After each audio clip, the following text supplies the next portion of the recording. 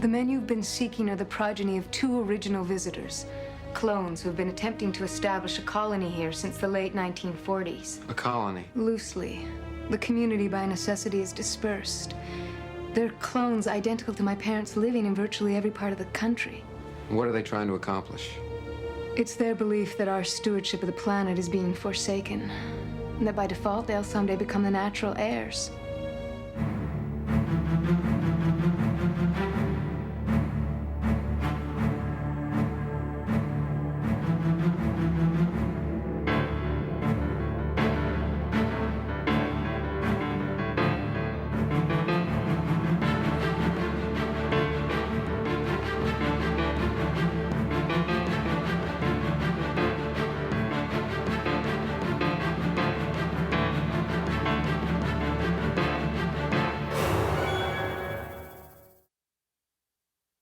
I think Chris always imagined that there was a syndicate, a secret society, a group of men literally in a smoke-filled room who had made a deal with the aliens, and that the deal sacrificed humanity for their own selfish purposes.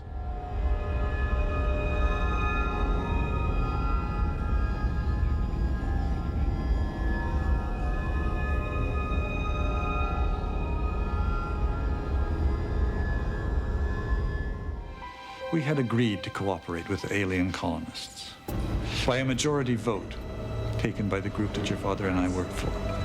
A group that came together at the State Department on a project dating back to 1947 to Roswell. The vote changed that, though. It changed everything. We no longer cleave to any government agency. We would now operate privately on our own project. That was your father's objection, that we would ally ourselves with the alien colonists. Early seasons of the X-Files, all you saw of aliens were the classic gray type aliens. And in Piper Maru and Apocrypha in season 3, we introduced the black oil, which was first seen as sort of a film that appeared over your eyes. The black oil had taken you over. And then we saw ultimately that it exited Krychek's body and went into a spaceship. And what we finally revealed in the movie was that in fact the black oil was a virus that has been around since before man was around, alien in origin, that has taken over the universe. And ultimately that's what colonization on Earth would be this black oil infecting all of us. And that's why the bees were being bred to carry the black oil virus, to sting people, to spread it that way. Scully? Yeah? Run!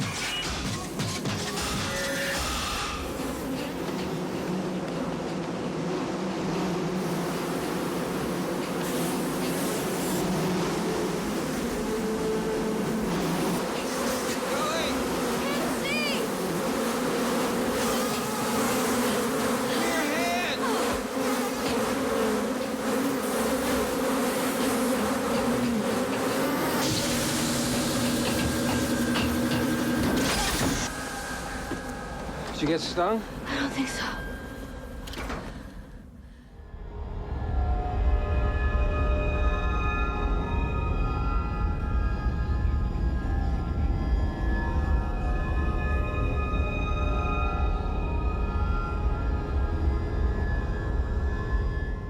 I'm talking planned invasion. The colonization of this planet by an extraterrestrial race. I thought you were serious. Kazakhstan, Skyland Mountain, the site in Pennsylvania, they're all alien lighthouses where the colonization will begin. But where now a battle is being waged. A struggle for heaven and earth. Where there was one law, fight or die. And one rule, resist or serve. Serve who? Not who. What? I think by the time we got to Patient X and the Red and the Black, some people were finding it too hard to keep track of all these disparate elements. We introduced the faceless men on the bridge, these guys that walk around with these flamethrowers and start setting people on fire. What's confusing is that there are these bounty hunters who are also infected, the Brian Thompson character, who work for the black oil, if you will. But then there are also these faceless men who are bounty hunters who have sealed up their eyes, nose, and mouth. And they were not infected. So they're the same race of alien, if you will, as the bounty hunters, but they have protected themselves from infection. And so they were working against the Syndicate. They were working against anybody infected by the black oil, trying to stop the infection from going any further in the universe. Fox Mulder. That was an amazing turning point for me in my career on the X-Files, because I think it might have been one of the most important mythology shows that I directed. By aliens and Veronica Cartwright, working with her was really a treat. I had known her since I was a child actor myself, and now I had the privilege to direct her, and she did such a magnificent job.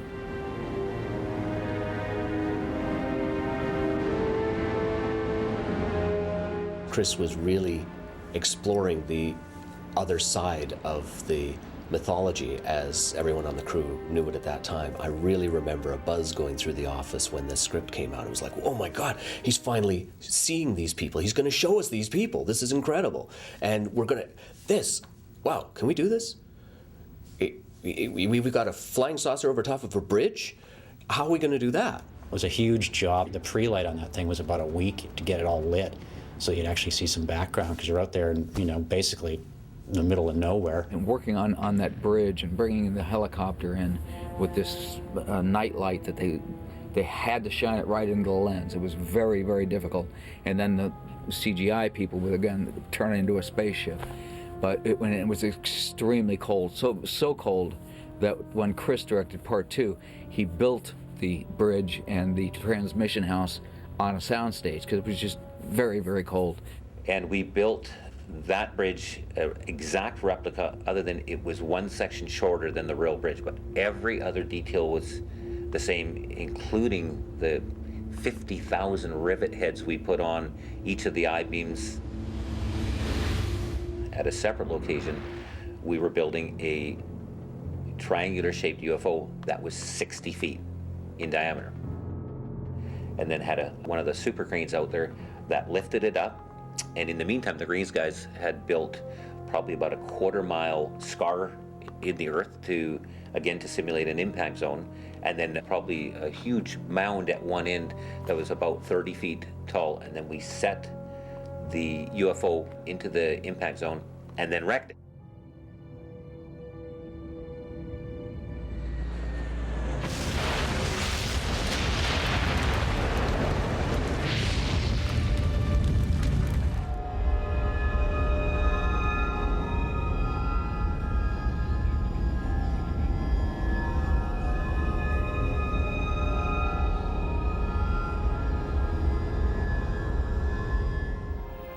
I know you're thinking about one of the girls you brought.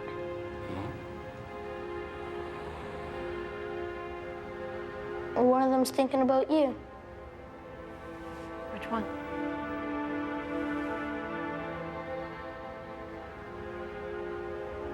He doesn't want me to say. This kid's gonna need round-the-clock protection. So it was with heartbreak and fear that we ended season 5 with an episode appropriately called The End, and said goodbye to the crew up there. That final episode was directed by R.W. Goodwin, Bob Goodwin, who'd been our executive producer and done such a fantastic job producing the show up there, hiring amazing talent, behind the camera.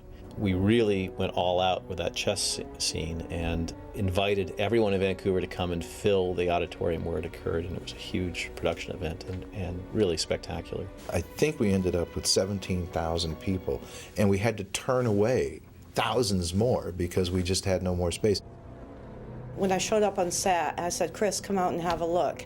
And I said, look at this. And he looked out, and we both looked up, and seeing those thousands of people lining up. Basically, for me, that was the most expensive one-day location I've ever used in my entire life. We all felt like little rock stars. We felt like we were the hockey players on the ice, and all these people are coming in and watching what we're doing. And just the applause for Chris, and the applause for the crew, and the applause for the show. It was very, very heartfelt, and you could see it in the crew and also in Chris's face that, wow, he had a great time here. Checkmate.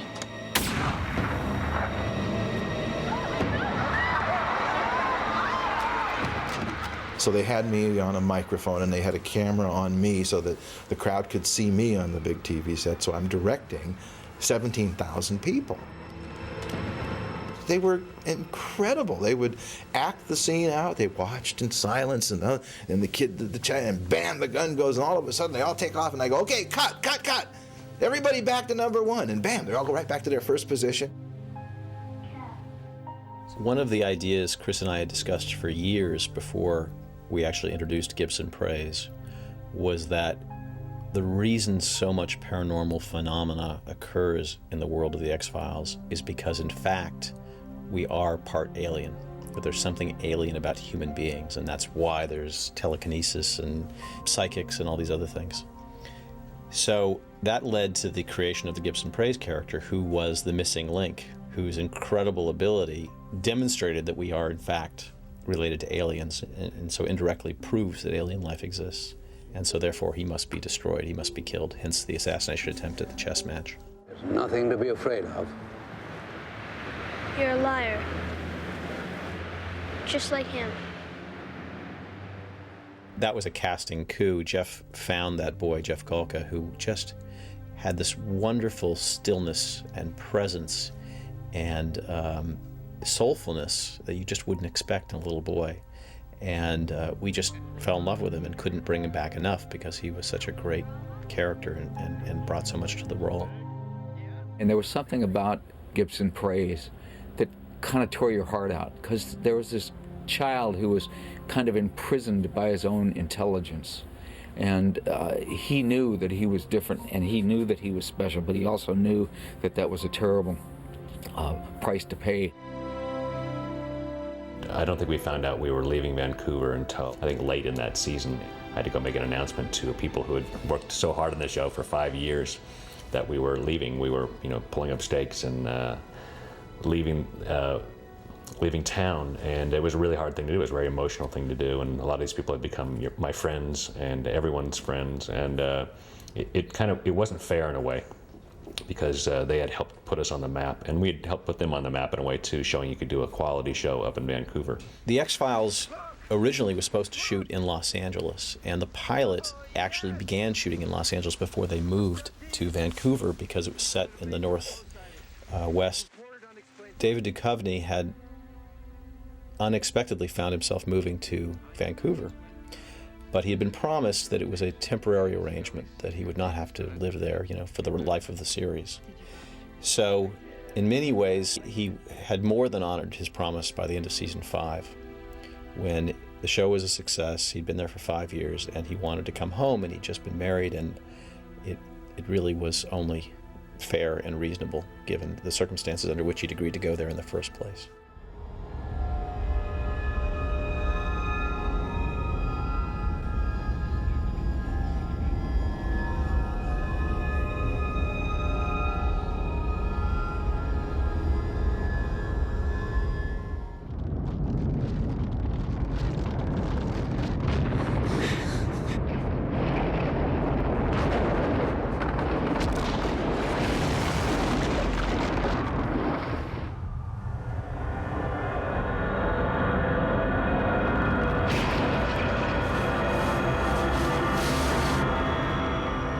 Looking back on the show those first 5 years, we had a lot of flexibility in the types of stories we drew in and the things we wove into the mythology, because they tended to be chapters. They weren't the big picture about what was going on.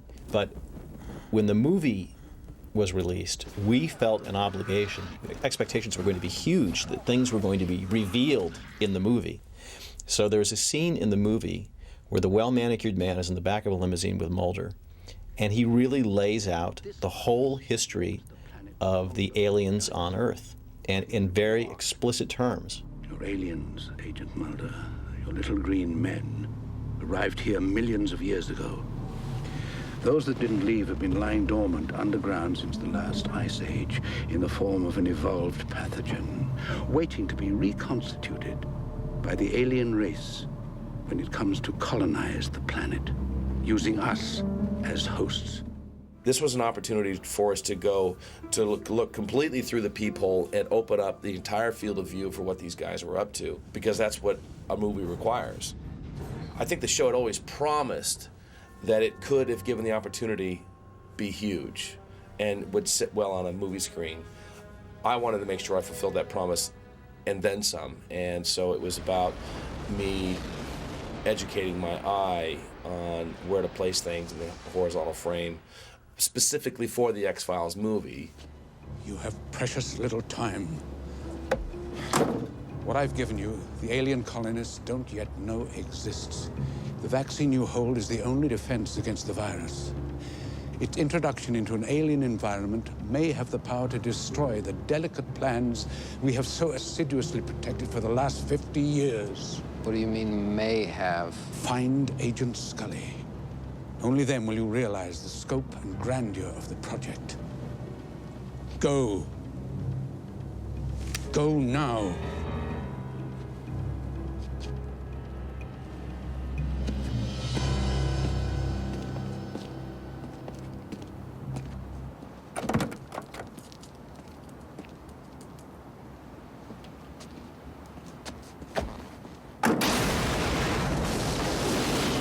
When I saw the feature and they killed Neville, I was brokenhearted because the well-manicured man was one of my favorite characters. Mulder, what are you doing? Stand away, Scully. Mulder! After that movie, if you look at the mythology episodes that followed, they tend to be much more about the heart of the conspiracy, the heart of what's going on, the heart of what's going to happen in the future. All those episodes after the movie were written with a certainty that we were heading toward the end, even if we didn't know exactly when the end was going to take place. The scuttlebutt was that the X-Files was not going to be the same show because you couldn't come down to Los Angeles and create the same spooky atmosphere. But it actually concerned me because you do have a lot of bright sunlight down in Los Angeles. You don't have the same moodiness, and you have palm trees, and you have a kind of happier place. Everything is a little more syrupy sunshine here. But I just took the opportunity to use things that we didn't have in Vancouver. As one of our editors said, once the show came to Los Angeles, instead of being dark and wet, it was dark and dry. It was still pretty much the same show, only less rain. It was quite an adjustment to come from Vancouver and then come to Los Angeles and try to keep the show as mysterious and dark and edgy, because the sun is always out and it's always bright and cheery. You know, you want to cut to the bluebirds. We came down to Los Angeles, and I felt solely responsible for redefining the look of the show because we don't have the mood. We don't have the Sherlock Holmes. I went to Bill and I said, I think what we should do is go for very, very deep blacks and very specific half-light. And day exterior, we'll just try to chase the sun. In the morning, shoot east, and as the sun crawls overhead, shoot a little tighter so you don't have front light or top light. And then as the day comes to an end, shoot west. And we'll just always have a black object or part of the frame. Bill helped to make the show moody and atmospheric when sometimes we didn't have atmosphere or free atmosphere, but that was also Corey Kaplan as the production designer. It was Michael Watkins who hired these people onto the show, so it was a stroke of good luck hiring the right producer in Los Angeles who hired the right people in Los Angeles to make the right decisions and continue to make the show good even though we were shooting it in a different place.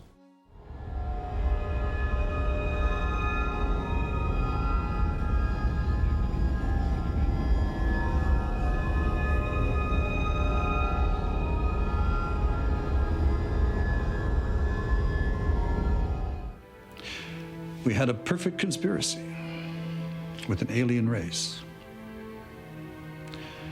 Aliens who were coming to reclaim this planet and to destroy all human life.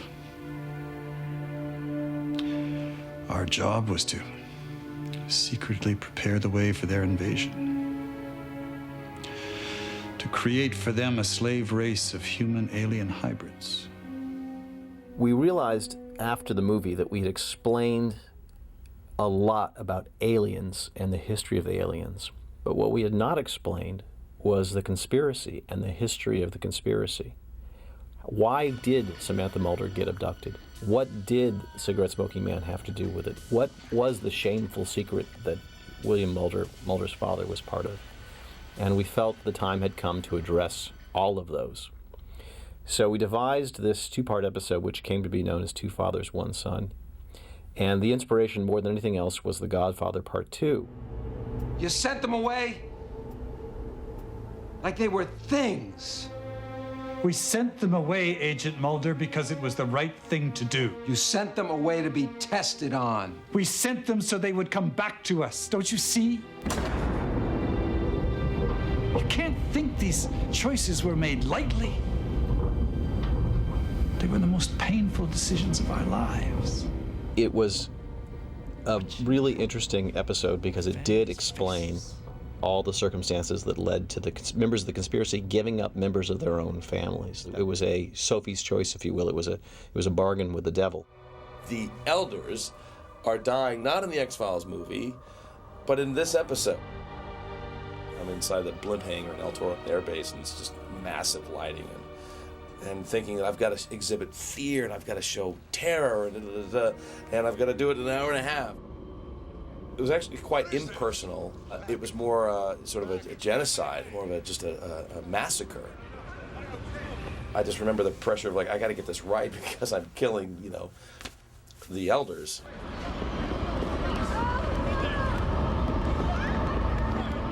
There was this interesting vying for who would be the heir to the cigarette-smoking man. Spender was too weak, Krycek was too untrustworthy, and Mulder didn't want the job. And that was really why those titles emerged. Two fathers, Bill Mulder and cigarette-smoking man, and one son. By laying to waste the conspiracy, we were able to start kind of fresh, clean slate, blank slate, and to build anew using the same general core ideas, but in a new way.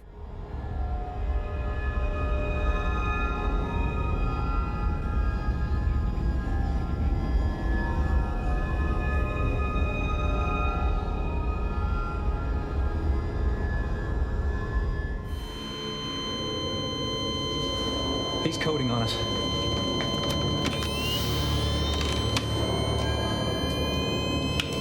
Clear. Dr. Cabrera, clear. Dr. Cabrera. Let him go. When I was working on the story for SR-819, the original pitch was that it's Mulder in DOA, basically. The DOA was the old film noir movie about a man who finds out he's going to die in 24 hours. And I thought Chris was very clever in that he said, the audience is in the middle of a season. The audience knows we're not going to kill David Duchovny's character. Why don't you make it Skinner?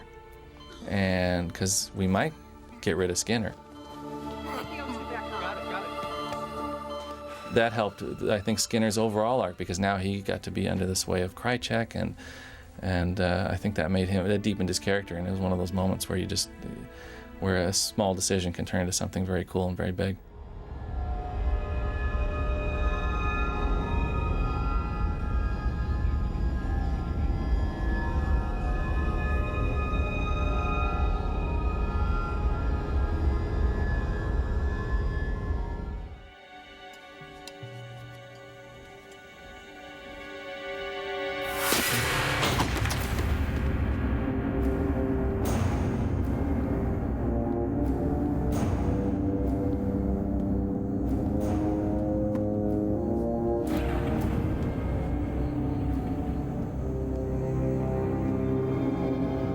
Was an effort to, I think, go backwards and explain the planet from the beginning. Let's take a step back now and show you something, which is, here's an artifact that may or may not have started humanity, that started evolution. There's a legitimate scientific theory that life on Earth may have come from another planet, from a meteorite that landed, and that's kind of was where it started. And then the idea that all religion and all culture and everything started with the aliens is sort of a way to go back to the beginning and say, okay, this is what we're dealing with and this is where we are today. 24 panels, one for each human chromosome. A map of their makeup, maybe a map of our entire genetic makeup. A complete human genome.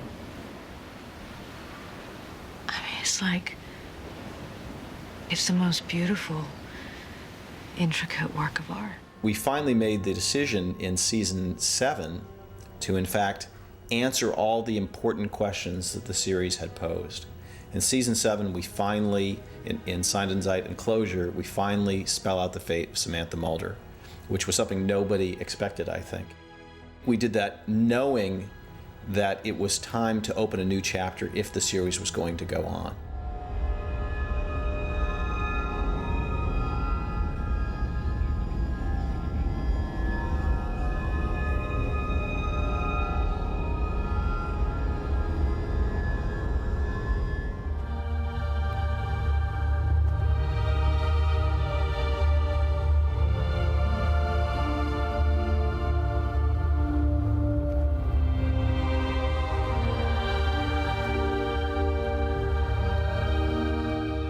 When it came time to write the season finale for season 7, Requiem, there was a very good chance it was the last season of the show. David Duchovny had announced he was done. There was some pretty strong sentiment inside and outside the show that it was time to call it a day.